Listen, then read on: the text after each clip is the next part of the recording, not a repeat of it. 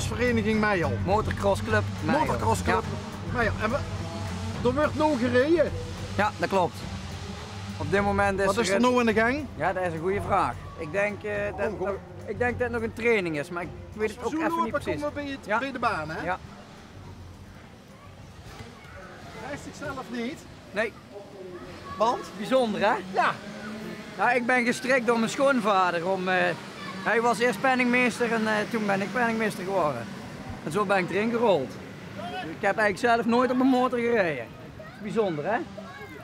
Ja, dit is het team van Den Stijnen. Het grootste zijspantalent van Meijel. Is dat zo, hè? Ja, dat denkt hij. En wie rijdt er dan en wie zit er in het kerkje? Lins is de rijder, die zit op zijn knieën en die daar links staat is de bakkenist. Voor nu. Maar ik weet niet of het een vaste bakkenist is, want die wisselt nog alles.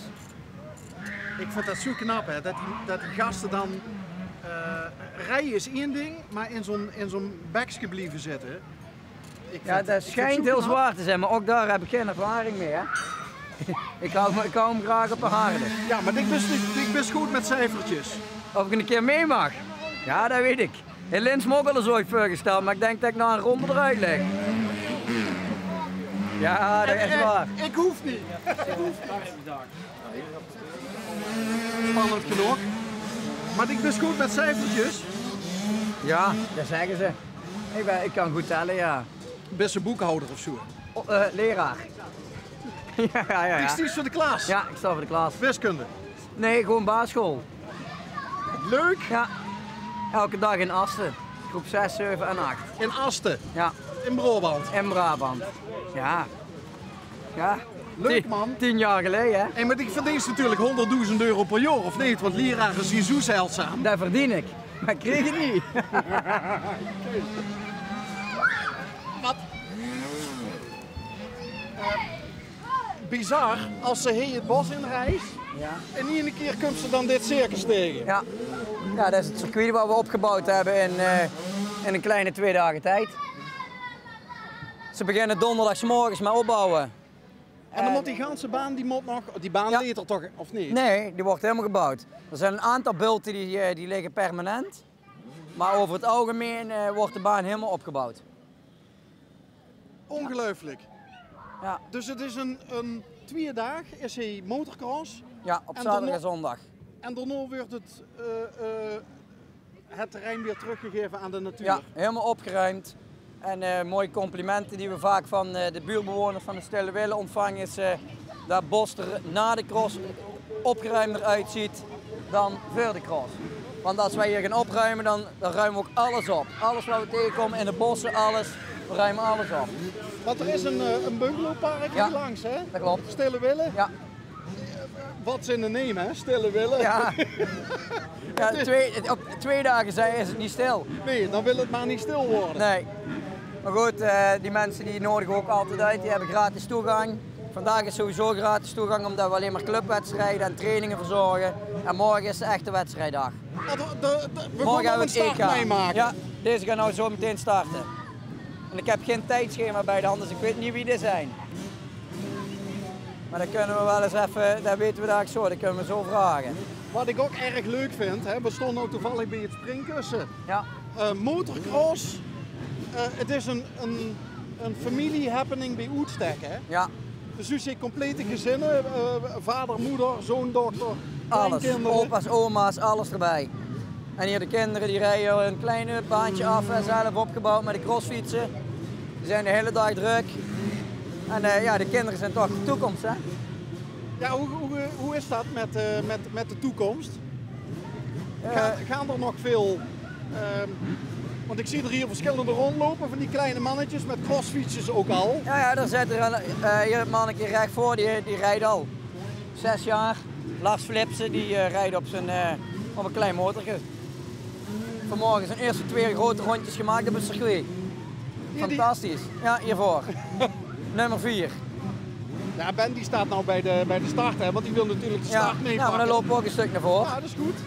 Dat is een hele uitdaging voor Perry, onze geluidsman. De start is altijd het meest spectaculaire van de cross, vind ik zelf. Dan trekken ze dadelijk de schuif open en die gaan niet meer dicht. En als je te vroeg op het gas gaat, dan ga je op je bek, hè? Ja, dan rijden ze hem vast in het hek. Ja. Ze gaan dadelijk wel even wat geluid produceren. Ja.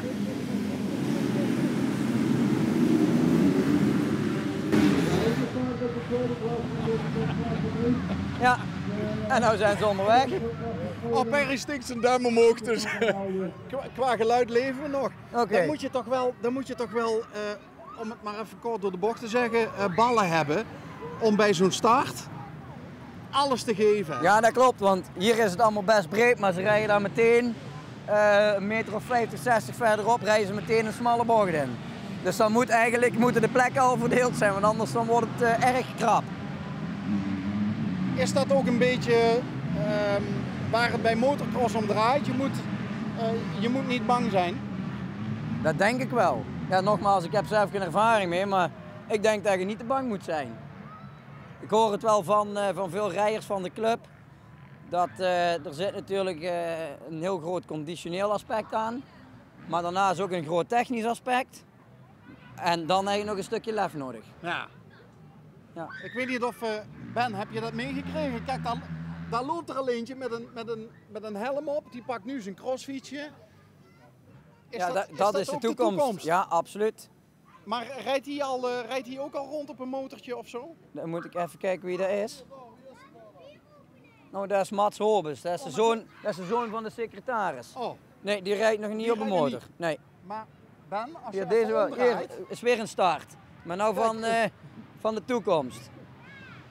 nummer 4, helemaal links, die rijdt dus Ja, al, hè? Lars Flipsen. Kunnen we daar ook wel eens een vraag stellen?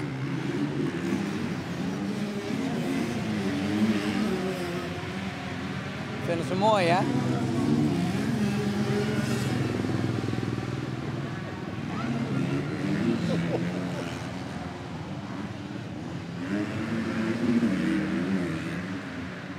Ja, morgen hebben we het EK, Europees kampioenschap.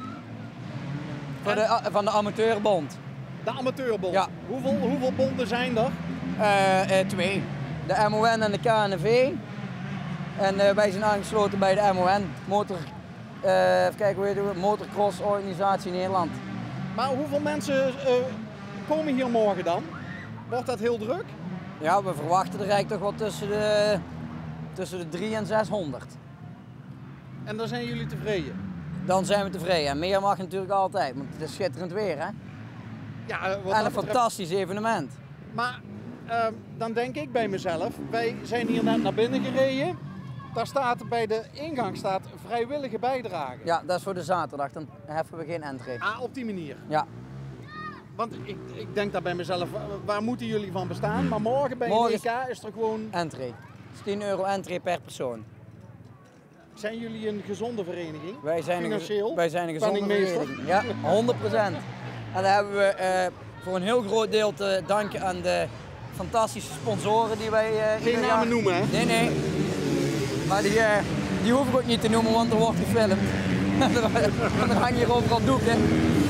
En mede dankzij die sponsoren kunnen wij ieder jaar weer een fantastisch evenement organiseren. Zowel in september als in oktober, want in oktober hebben we het Nederlands kampioenschap. Oké. Ja. Maar zo, rij je hier ook aansprekende namen over het circuit? Ja. Zo'n EK? Ik denk niet landelijk bekend. Niet? Dus geen Jeffrey Herlings of zo. Zijn dat soort evenementen haalbaar voor een circuit zoals dit? Er zijn de meningen over verdeeld in het bestuur, maar de meesten zeggen van niet. Ik denk van alles moet haalbaar zijn, maar als je echt verstand van motororganisatie hebt, dan wordt dat wel heel moeilijk blijkbaar. Chris, vertel eens even, probeer eens aan mij uit te leggen, waarom zien wij nooit meer motocross op tv? Vroeger wel altijd. Ja, dat zou wel met uitzendrechten te maken hebben. Voetbal is interessanter, denk ik. Er kijken meer mensen naar. Ik heb geen idee. Het is nog wel op tv, met RTL 7 wel eens en Eurosport. Oké. Maar of het nog heel vaak op televisie komt, dat durf ik ook niet te zeggen. Hoe is het met de populariteit van de sport? Die wordt steeds beter. toch wel. Ja. Je moet ervan houden, hè. Hou je er niet van, ja, dan gebeurt het niet. Maar er zijn ook steeds meer mensen die al elektrisch gaan rijden. Dus dat is misschien wel de toekomst voor over een jaar of 10, 15. Elektrisch motocrossen? Ja. Echt waar? Ja. Ja. Maar wat vind jij persoonlijk? Gaat er dan veel charme weg van de sport als je dit niet meer hoort? Ja, 100%. Dan is er een heel stuk charme weg. Want die startnet is hartstikke indrukwekkend omdat er veel geluid bij komt. En dan hoor je niks meer. Ik ken iemand die hier vandaag is, die enorm blij zou zijn met elektrisch motocrossen. Oh ja? Ja, daar, onze geluidsman. Oké, vertel.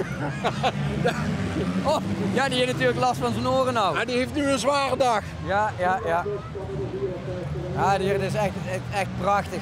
Iedere keer weer. Dus alle inspanningen waard. En je rijdt geen eens. Nee, maar het organiseren van zo'n evenement, ja, dat is onbeschrijfelijk hoeveel energie dat oplevert. Ook alles met vrijwilligers die er dag en nacht een hart en ziel in steken. Ja, en zonder al die vrijwilligers en sponsoren dan zouden we het gewoon niet kunnen organiseren. Ja. Dan houdt het morgen al op, als we ze niet hebben. En wat vind jij van de damp? Lekker of niet lekker? Ja, lekker. Ja? Ja, 100%. Maar Dat goed, hoort er ook bij.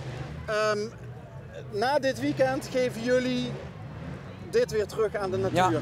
Ja. Want dat blijft altijd toch ook wel een, moet ik dat zeggen? Een dingetje. Een spanningsveld. Ja, zoals ik al zei, we zijn als crossclub ook zeer nauw betrokken bij het onderhoud van het bos. En zo hebben we een aantal jaar geleden aan de andere kant van het circuit hebben wij bomen geplant in samenwerking met de gemeente. We zijn het afwachten op een permanente vergunning. Dat het opgenomen wordt in het bestemmingsplan. En op het moment dat het is opgenomen in het bestemmingsplan, dan gaan wij samen met de gemeente het bos herprofileren. Dus de baan wordt dan opnieuw gelegd, opgehoogd. Dus wat er in de jaren is uitgesleten, gaan we met zand aanvullen. Samenwerking met de gemeente, dus alles voor de natuur even goed. Maar ook natuur waarin je kunt crossen. Ja.